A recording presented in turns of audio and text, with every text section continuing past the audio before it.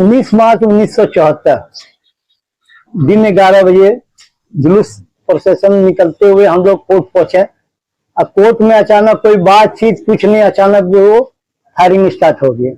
सुरेंद्र जी को spot date कर गए, हमें गोली लगे बाह में, बहुत ज्यादा खून, और दुआरी जी को भी गोली लगे। कोई मतलब देखने वाला नहीं, कोई करने वाला नहीं। राज्य सरकार का तो है ही था उस तरह का, सेंट्रल गवर्नमेंट से हम लोग का काम चलाऊ काम हो रहा था। इस बीच में मधुलिमे जी, जॉर्ज फर्नांडिस और अटल जी वाजपेयी जी हॉस्पिटल में जब हमसे मुलाकात हुए तो वो वहां की व्यवस्था देख के आग बबूला। तस्वीर में दिख रहा 10 वर्षीय बालक देवघर के आसाम एक्सेस रोड निवासी उदयनाथ केसरी हैं। 51 साल पहले 19 मार्च 1974 को इन्हें छात्र आंदोलन के दौरान बाह में गोली लगी थी। उदय 1974 के गोलीकांड के चश्मदीद भी हैं। उस समय देवघर जिला नहीं बना था, इसीलिए छात्रों का एसडीओ ऑफिस के समक्ष प्रदर्शन हो रहा था। तभी अचानक पुलिस ने फायरिंग कर दी थी, जिसमें डकाई निवासी सुरेंद्र तिवारी, उदयनाथ केसरी और सर्वदत्त द्वारी जख्मी हो गए थे। एसडीओ ऑफिस के पास ग्रेन गोला की दीवार फांदकर भागने के दौरान सुरेंद्र तिवारी को गोली लगी थी, जिनकी बाद में मौत हो गई थी, जबकि उदयनाथ केसरी और सर्वदत्त द्वारी इस गोलीकांड में जख्मी हो गए थे। स्वर्गीय सुरेंद्र तिवारी की शहादत को नई पीढ़ी को बताने के लिए उनके नाम पर तिवारी चौक का नामांकन किया गया। इस घटना के 51 साल बीत चुके हैं, लेकिन छात्र आंदोलन में गोली खाने वाले उदयनाथ केसरी को इस बात की टीस है कि उन्हें अब तक वो सम्मान और सहयोग नहीं मिला जो अन्य जेपी आंदोलनकारियों को सरकार के स्तर से मिल रहा है। उदय जेपी आंदोलनकारी के पेंशन से भी वंचित हैं। वे पिछले कई सालों से पेंशन पाने के लिए सरकारी कार्यालय का चक्कर लगा रहे हैं। हमारी उम्र 10 साल, हम 10 साल के थे तो हमारे घर से बाहर में जब देखे तो बहुत बड़े जुलूस जा रहे थे। टावर चौक होते हुए कोर्ट कंपाउंड में पहुंचे। कोर्ट कंपाउंड में जाने के बाद तो वहां पर फायरिंग स्टार्ट हो गई।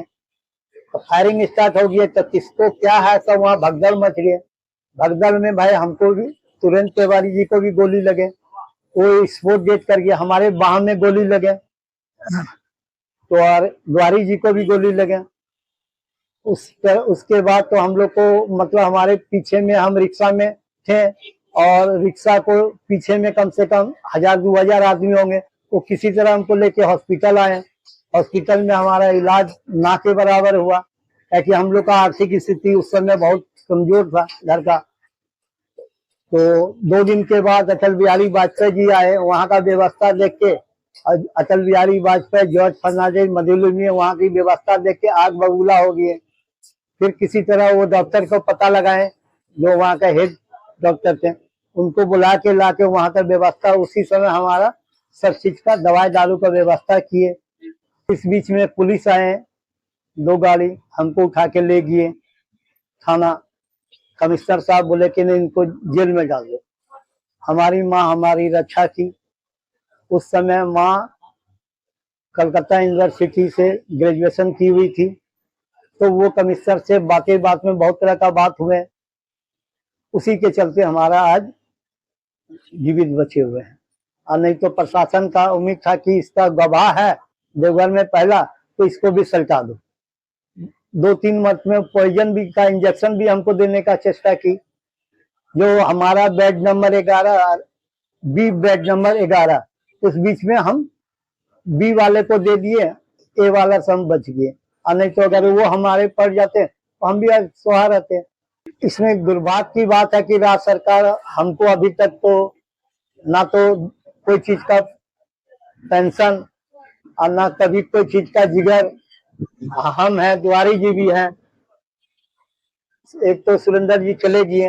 अब खाली अल्फा भी नाम हो रहा है कि हाँ आपका होंगे। अब होंगे होते होते आज 51 साल हो रहे हैं। इसी में कितने आए कितने चले गए, सब कोई काम नहीं किया, कोई काम नहीं। सरकार से यही मांग करेंगे कि हम लोग को कम से कम पेंशन स्टार्ट कर दिया जाए।